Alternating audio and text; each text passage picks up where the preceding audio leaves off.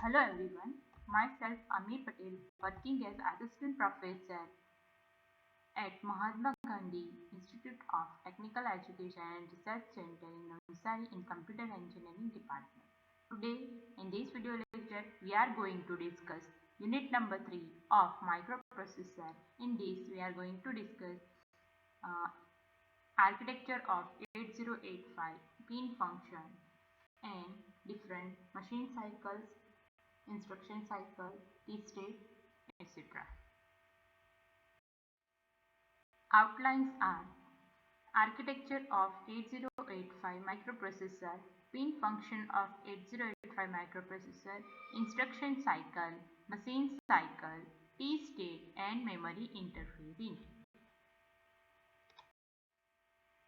Here in this figure we can see architecture of 8085 microprocessor.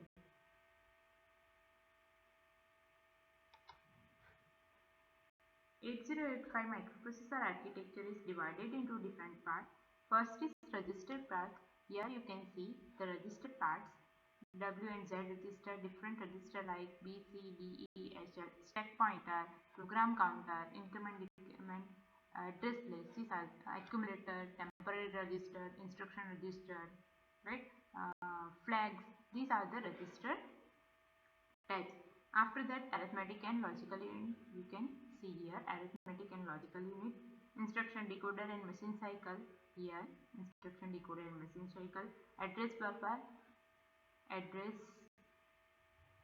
AA to 815 and address and as well as data buffer AD0 to AD7. After that, timing and control unit, and at the top, interrupt control and security. First, we will see timing and control unit. It generates timing and control signal which are necessary for execution of the instruction. Now, let us see various signals that timing and control unit contain. First is X1, that is input to the timing and control unit. Then X2. Then there is the output signal clock out. Then reset in pin to the timing and control unit and reset out output signals. Then ready pin signals. After that, ALE address latch enable output signals. Then S1 and S0, these are the status signals. Then we have a input output memory bar. Then read and write complement. Then we have a input signal hold and output signal hold acknowledgement. Then we have a register set. Here in figure we can see W and Z register. These registers are not accessible to the programmer. They are used by microprocessor for internal and intermediate operation. They hold address of memory and I/O devices. Then general purpose registers are B, C, D, E, H, L. These are 8-bit general purpose registers. We can use BC, DE and HL as a pair for 60-bit address. Then accumulator. Most of the time result is stored in accumulator and it is indicated by capital A. Then flag register. Flag register is 8-bit register in which 5 bits carry the information. According to that, we can judge our result, which type of result is. In flag register, there are D0, D1, D2, D3, D4, D5, D6 and D7 bit. D7 bit is S sign flag.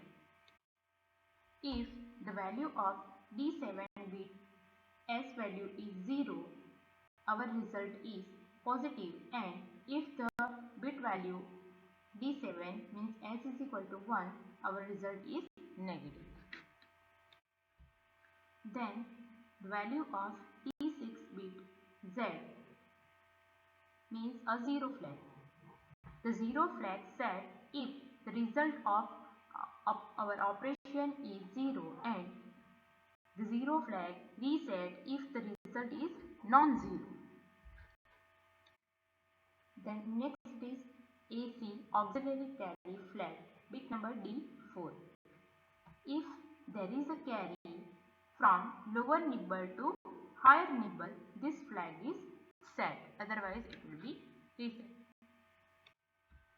Then parity flag, it indicated by letter P. D2 bit is parity bit. In our result, if number of 1 is even, the parity flag is set to 1. In our result, if number of 1 is odd, the parity flag value will be 0. Then D0 bit, that is carry C1. If our result contains a carry, the CY flag will be set. Then after that, in the figure, the pink portion indicates instruction register and after instruction decoder and machine cycle encoder. Instruction register, the first microprocessor fetch the opcode, means instruction, from memory. After that, CPU store this opcode in a register. This register called a instruction register. This opcode is further sent to instruction decoder. After that, program counter. Program counter indicates the next instruction to be executed, the address of next instruction which will be executed. After that, stack pointer. Stack pointer is a reserved area of memory in the RAM where temporary information may be stored. After that, address buffer. Address line A8 to A8 to A15 work as an address buffer. It is also called as a higher order address. And address and data buffer. Address line AD0 to AD7 is work as an address or data line. If it contains address, it will be indicated as A0 to A7, and if it contains data, it will be indicated as D0 to D7. After that, top portion is interrupt and control. Interrupt and control block has 5 interrupt inputs: RST 5.5, RST 6.5, RST 7.5, trap and INTR, and acknowledge signal INTA bar. It controls the interrupt activity of 8085 microprocessor. After that, serial input-output control. The 8085 serial input-output control provides 2 lines, SOD and SID, for serial communication. The serial output data, SOD, is used to send data serially, and serial input data, SID, is used to receive data serially. ALU is responsible for all the arithmetic and logical operations. These are the important parts of 808 microprocessor which we have already discussed in a diagram. Now the next topic is pin function of 8085 microprocessor. Here in a figure we can see pin number 1 to 40. Each pin has different name. We have to remember this diagram. Pin function is classified into 6 parts. First is address bus, then data bus, then control and status signal. After that, power supply and frequency signal, then externally initiated signal and serial input-output ports. Now let us discuss one by one. First is power supply and frequency signal. Pin number 40, VCC. It requires a plus 5 voltage power supply. Pin number 20 VSS for ground reference. After that, X1 and X2, pin number 1 and 2, crystal oscillator is connected at these two pins. The frequency is initially divided by 2. Therefore, to operate system at 3 MHz, the crystal should have a frequency of 6 MHz. After that, pin number 37, clock out. This signal can be used as the system clock for other devices. Okay, so power supply and frequency signal are pin number 40, pin number 20, pin number 1, 2 and 37. Remember? After that, address bus. Pin number 12 to 28. These 16 line signals are used as address bus. However, these lines are split into two segments, AA to A15 and AD0 to AD7. AA to A15 are unidirectional and they are used to carry high order address, where AD0 to AD7 are used for dual purpose, data as well as address. Now, data bus and multiplex address bus, pin 12 to 19. Signals line AD0 to AD7 are bidirectional and serve as dual purpose for data transfer and address transfer. They are used as lower address bus as well as data bus. The low order address bus can be separated from these signals by using latch. We can use latch here to separate out. Now, control and status signal. Pin number 32. Pin number 32 is RD complement. This is a read control signal. It active low.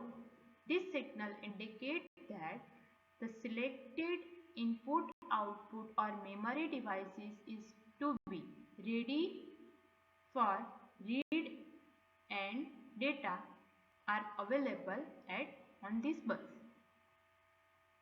Then pin number 31, WR bar, write complement. This is a write control signal. It active low. This signal indicates that the selected input, output or memory devices is to be write. After that, pin 33 is S1 and pin 29 is S0. S1 and S0 status signal can be identified various operations, but they are already used in small system. After that, pin number 34, input output memory bar. This is a status signal used to differentiate input output memory operation. When it is high, it indicates input output operation. When it is low, it indicates memory operation.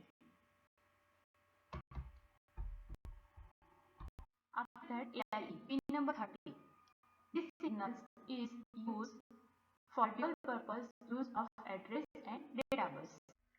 After that, externally initiated signal, which include different interrupts.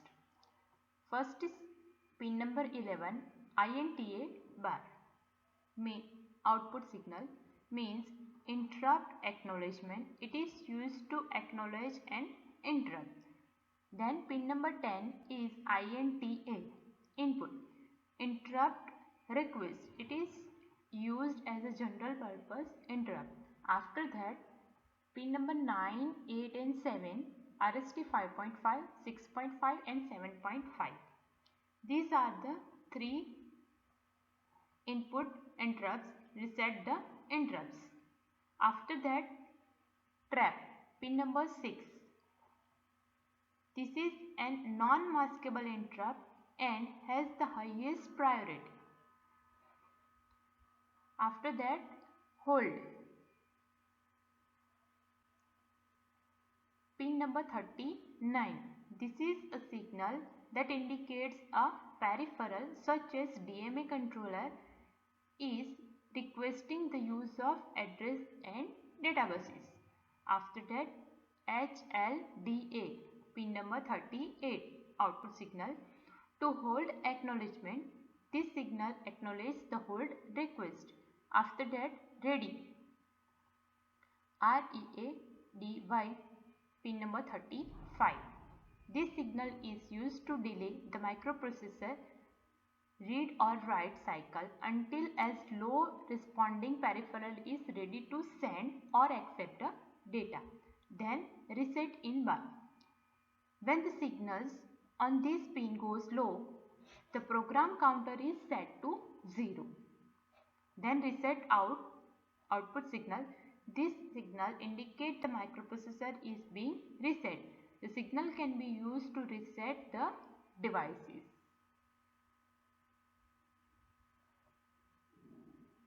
Okay. Then serial input output ports. Pin number 5 SID serial input and pin number 4 SOD serial output. In serial transmission, data bits are sent over a signal line one bit at a time.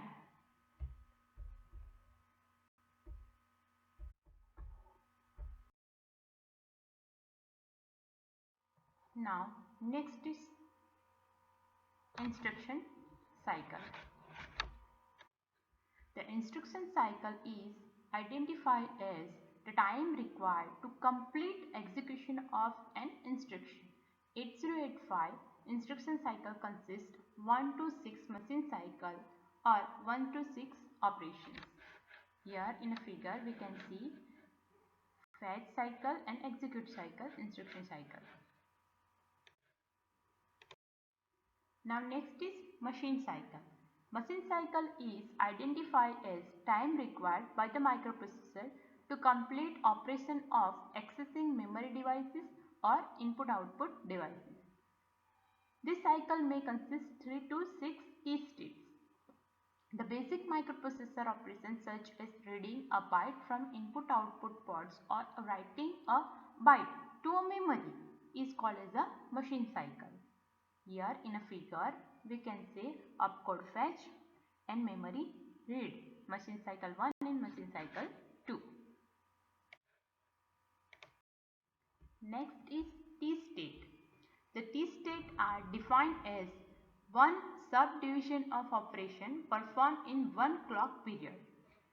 This subdivision are internal states synchronized with system clock, and each T-state is spatially equal to one clock period.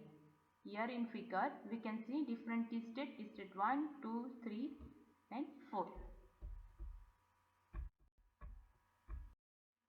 Now let us understand 8085 programming model. First is register. The 6 general purpose register to store 8-bit data like B, C, D, E, H and L. It can be combined as register pair BC, DE and HL to perform 16-bit operation. Next is accumulator. 8-bit register identified as a letter A. It is a part of ALU. It is used to store 8-bit data to perform arithmetic and logical operation. Mostly result is stored in an accumulator. Next is flag register. ALU has 5 flag registers that set and reset after an operation according to our instruction. Next is program counter. It is a 16-bit register used to hold a memory address. The size is 16-bit because the memory addresses are of 16 bits. Microprocessor use program counter register to sequence the execution of the instruction. Next is next is a stack pointer. It uses a memory pointer. points to the memory location in read and write memory called a stack.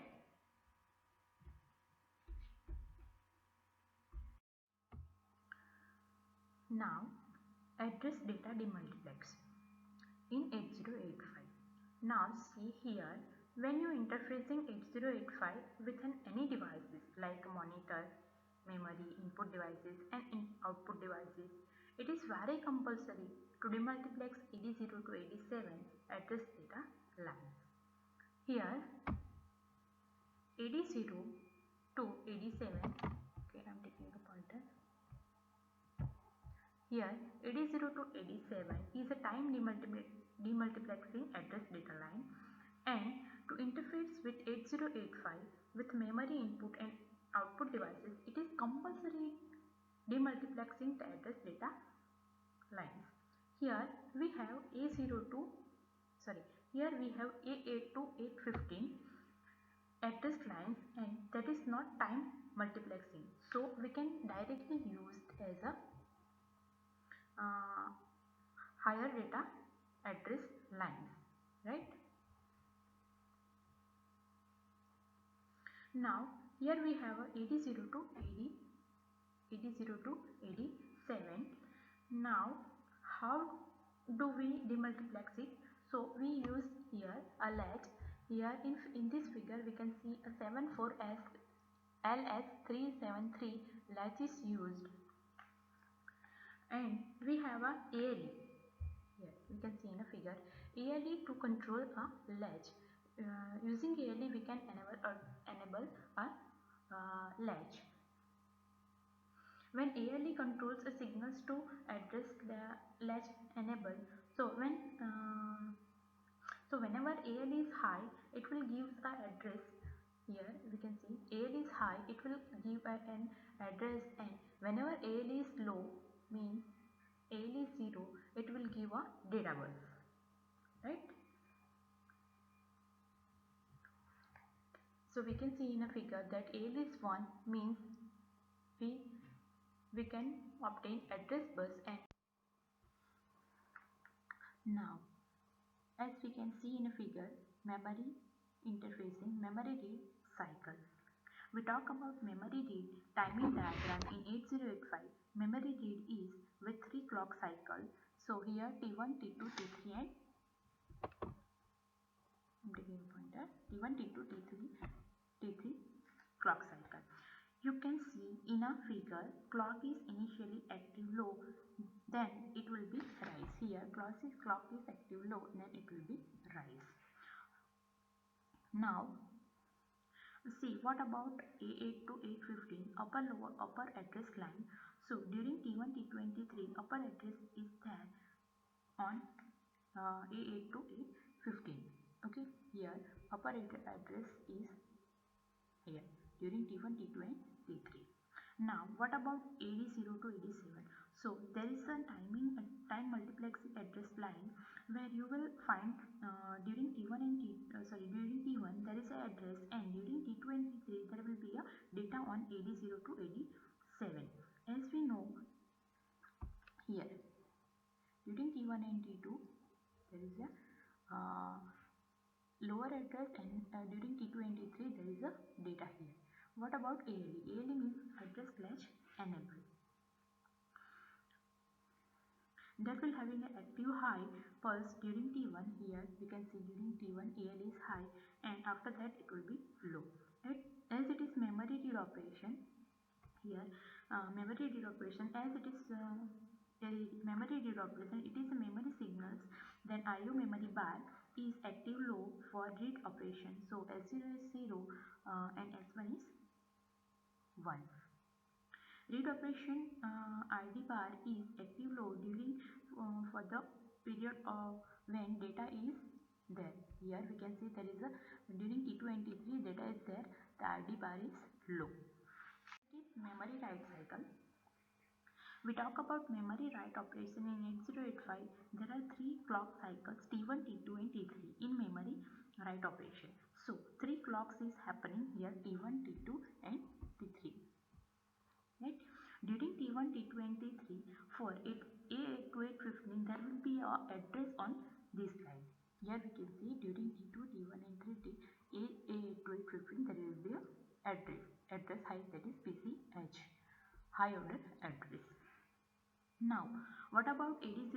80 to 87.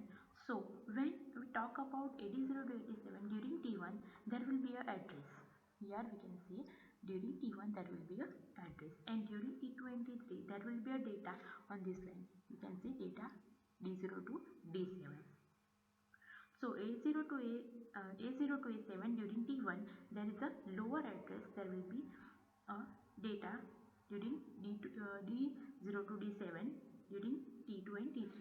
Now what about ALE? ALE means address slash enable. It will be active high. It will be active high signal initially. Now as we know, this is the memory write diagram.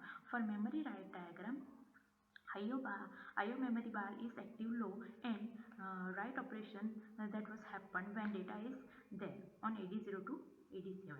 Here we can see data is there 80 to 87. There will be active low signal during data is there.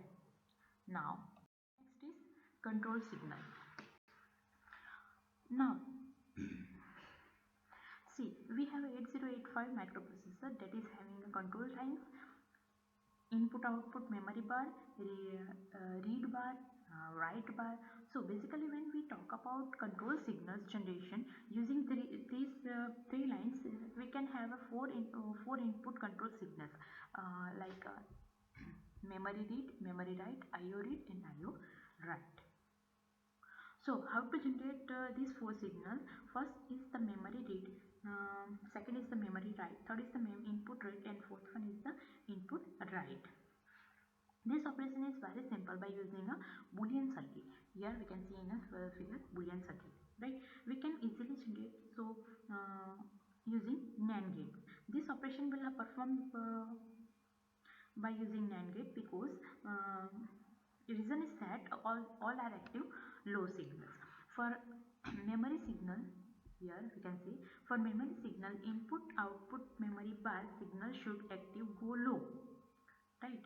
So it will be connecting using inverse. Here we can see in a figure, here we can connect in a using inverse, and input output operation IO bar and IO write is connecting using NOT gate, right?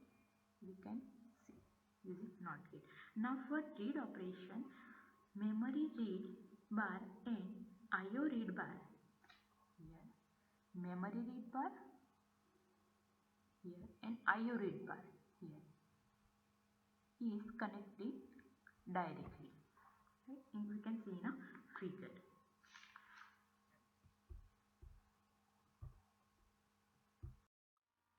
These are the questions which was asked in GTO examination.